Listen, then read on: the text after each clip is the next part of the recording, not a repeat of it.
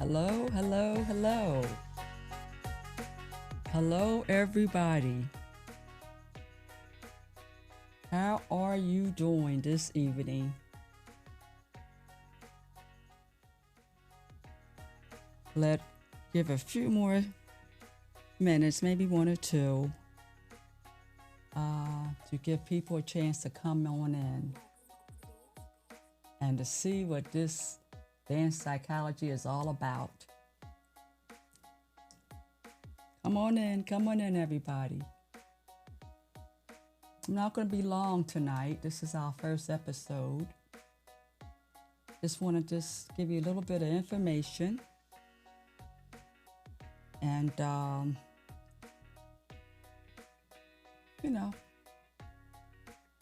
you know what's going on with you when you're on that dance floor.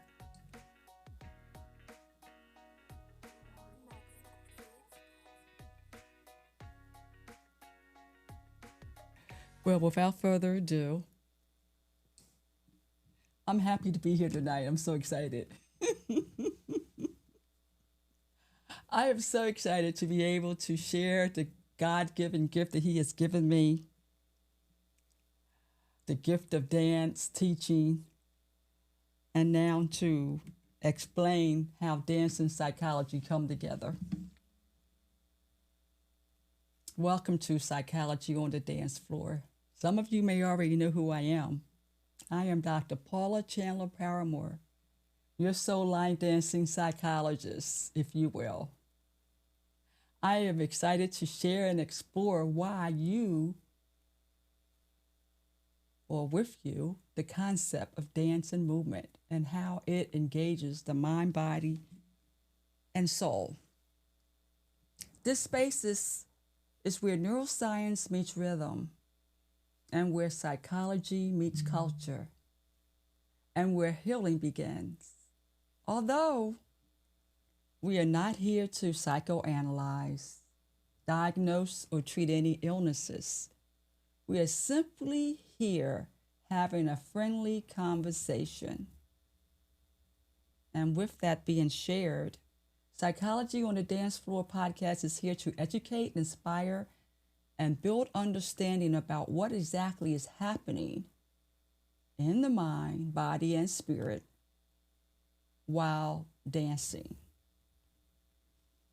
I don't see any comments yet. I guess I just got started, but you might just be asking, what is dance psychology? Well, in essence, I must say, it's not all that deep. Dance psychology explores how movement, music, and the mind connect to our emotions and well-being. Now that right there is a lot, which you probably already know when you're on that dance floor. A whole lot is going on while you're dancing. It examines the cognitive, emotional, social, and somatic processes that occur before, during, and after dancing.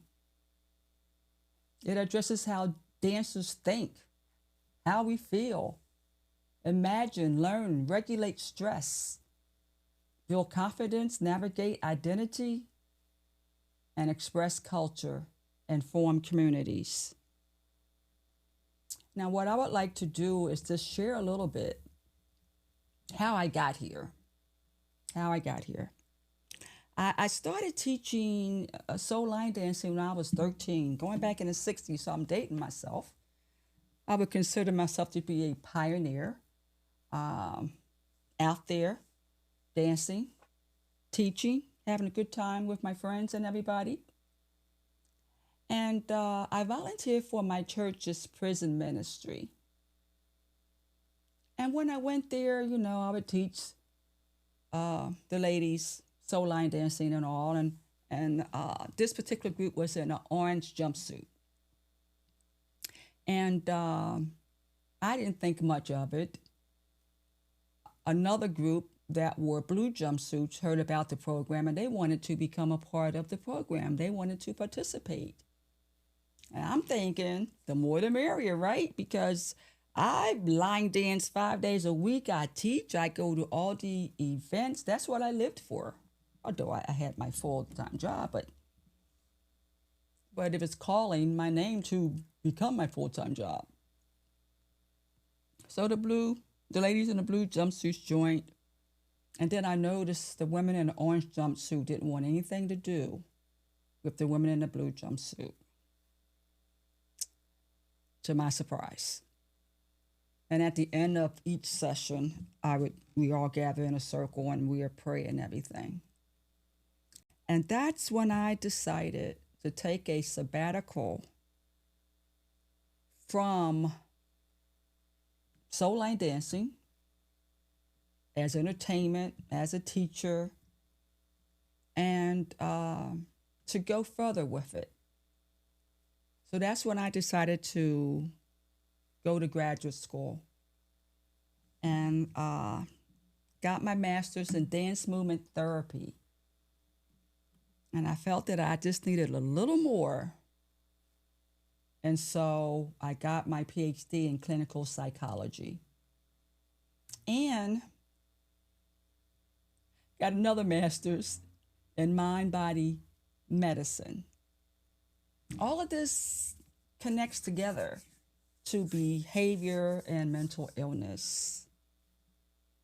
So I'm what you call a clinical psychologist, dance movement therapist, and a mind-body wellness coach. I've been doing that my whole life. So this is kind of why I wanted to bring this information to the soul line dance community, not just to the soul line dance community, but also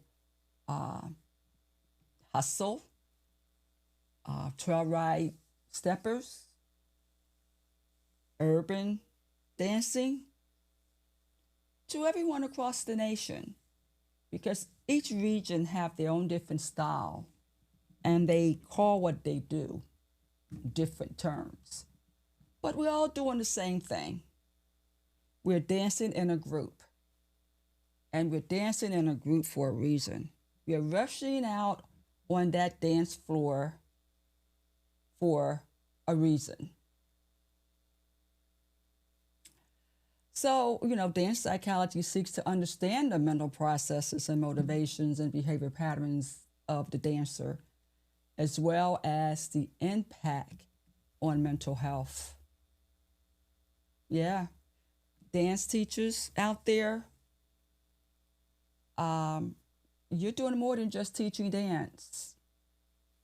There are people that are coming to your class needing to de-stress, needing to just get the load off their shoulder, needing an escape.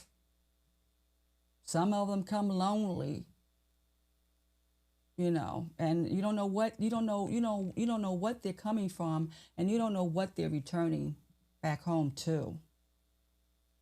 So when people come to your dance class, take that very seriously,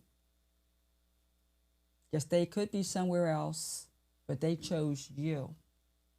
They chose your class for reasons other than just learning steps, believe it or not. So, dance psychology combines the psychology, neuroscience, kinesiology, that's moving, and sociology. It creates a comprehensive understanding of the dancer's experience. Now you might say, who cares? Why does it matter? Well, some of you may be teaching senior adults, and the intention for those classes is to help them focus, concentrate, have motor learning, decision making. It also helps with emotional and somatic processes, regulating stress and anxiety and fear. How the body shapes the mind. All this is going on while you're out there dancing. It's motivational. Why people dance? For pleasure, culture, self expression, healing, fitness, community, and performance. Oh boy. Isn't this the weekend for performance in Baltimore? Mm-hmm. It is. And while we're out there dancing, there's a flow, a state flow, where everybody is connecting and syncing with each other. So why does the dance floor heals? Why does movement, especially group dancing, feel so regulating and uplifting? I can tell you another story. Back then, I was a member of a citizen band radio club. Some of the younger people may not know what that is, but it sort of was like soul line dancing when we go out to events. There were different clubs. My particular club was called the Buffalo Hawks. We were dressed in cowboy attire, cowboy hat, boots, and everything. And we all had different colors. Another group, their thing was motorcycles. They would come dressed to events in their motorcycle gear and all. You know, but we were different groups coming from different places, but we supported each other. When we would give events, we try not to conflict with each other because, you know, groups are trying to make money to contribute to whatever cause that they supported. And but we were kind of like one, despite we were have different groups. It's just like a family. You have different clans, different last names, but you're one family. And hopefully, soul line dancing and trail riding and hustle and everything is one group. Despite the different groups that come together, you're still one group. Movement, especially dancing in a group, feels regulating and uplifting because it simultaneously organizes the nervous system, it restores the biological rhythms, and you know, it even reconnects us to each other in a way for the brain to feel safe and lively. Imagine that. Just imagine when dozens of people move in time together. Mirror neurons fire. Now, some of you may not know what mirror neurons are. It's the same thing as mirroring someone's actions. For instance, if you have a baby and something happens and you kind of mimic what the baby is doing, what you're doing is mirroring that baby's actions. Mirror neurons. And they fire. And when they fire, oxytocin rises. And we know what that is, maybe oxytocin. That's that feel-good hormone. That's the hormone where the mother nurses the baby and you just get closer and bonded. It's the same thing if you have an animal and you pet that animal. You just feel good. And believe it or not, you're releasing all of that on the dance floor. The brain registers, I am not alone, and you are not alone. Although you could be in a crowd of people and you can feel alone. And even going out to dance events, you can feel alone. But that one dance, that one song might come on and it might just do something to you, make you feel some kind of way, take you out of yourself, allowing you to mesh with the group. When the music starts, your brain doesn't just hear sound. It receives rhythm through the brainstem and cerebellum. That's the back of your neck, the back of your head. That's where all that is. It's all back there. And it regulates balance, timing, emotion, arousal. Your breath begins to match the beat. Your heart follows. Your muscle relaxes. Stress hormones drop. And the body shifts out of survival mode. Isn't that a great feeling? Isn't that what you're feeling on that dance floor? When you come into an event and something heavy might be on your mind racing with all these thoughts. That's what's going on. And that's why talking therapy is not enough. Believe it or not, you're having therapy on that floor. I see a lot of social groups saying whatever they name their group, mind, body, wellness, mind, body. This is therapy. This is whatever. It is. It is. It's just how you're feeling. You know, most of us are really taught that healing happens through insight and through talking, thinking and understanding. But the body already knows that it is difficult to think our way to emotional regulation and managing our feelings. When you are stressed, grieving, overwhelmed, or traumatized, your nervous system, the fight, fright, and freeze part of the nervous system is like wired.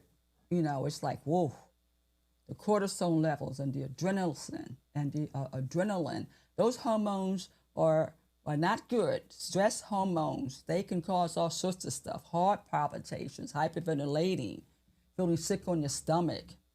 Too much of that in your system is not good. So when you get out on that dance floor, you're dancing, well, if you come in with some issues, you're dancing off negative energy. Do you feel that way sometimes? You just want to get on the dance floor and burn some wood. You just want to just get through it.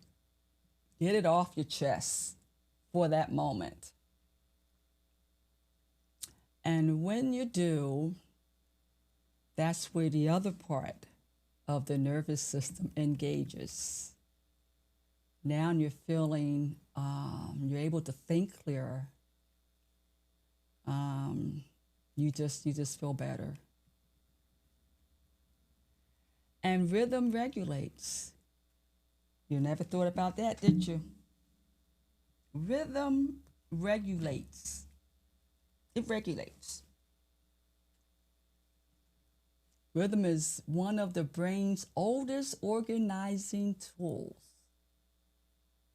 When you move to a steady beat, especially R&B, soul, southern soul, funk, hip hop, your brain begins to synchronize with the beat, activating that calming part of your brain to keep you calm and so you can think and problem solve.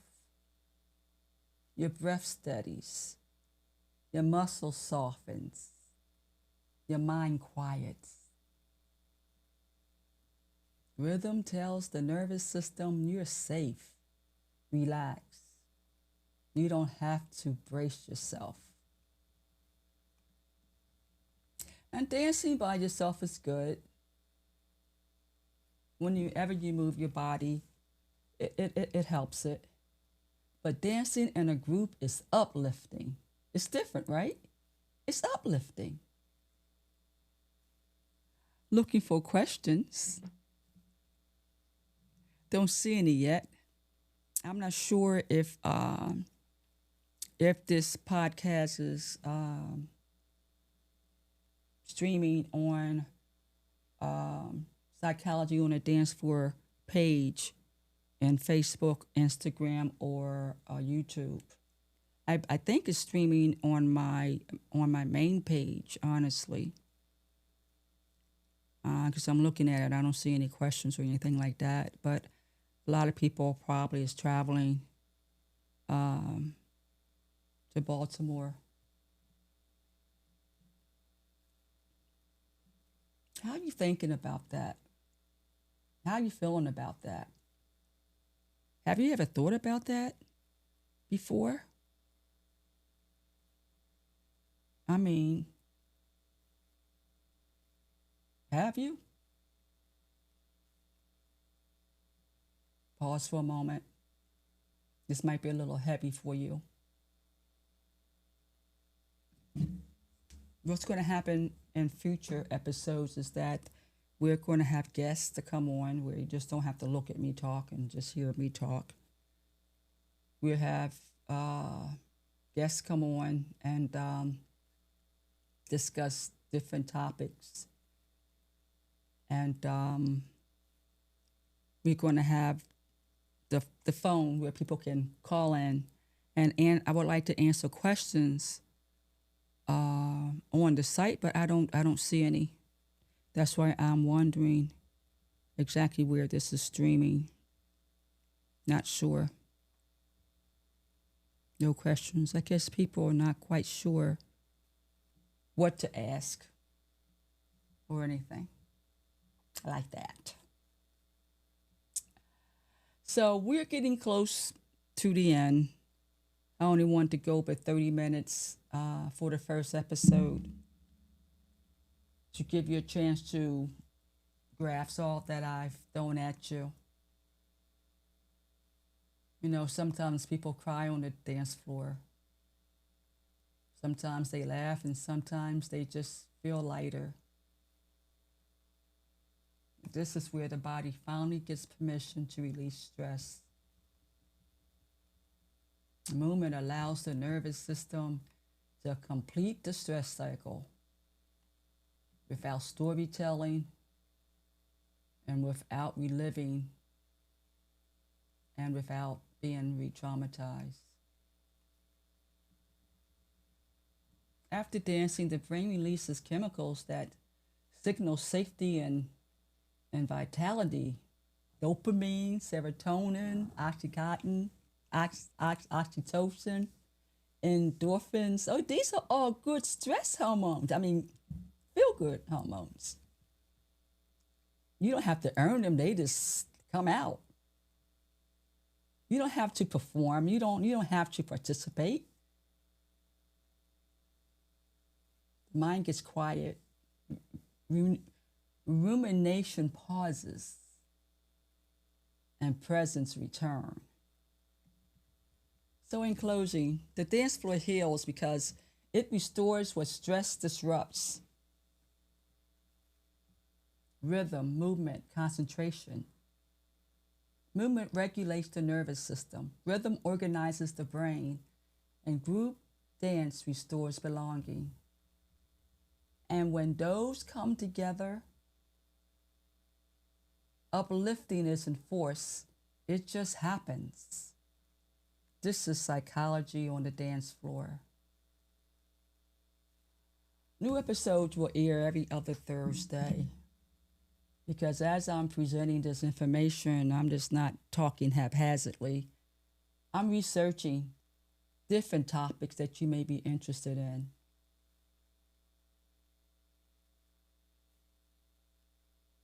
And I want to thank you for joining, and remember,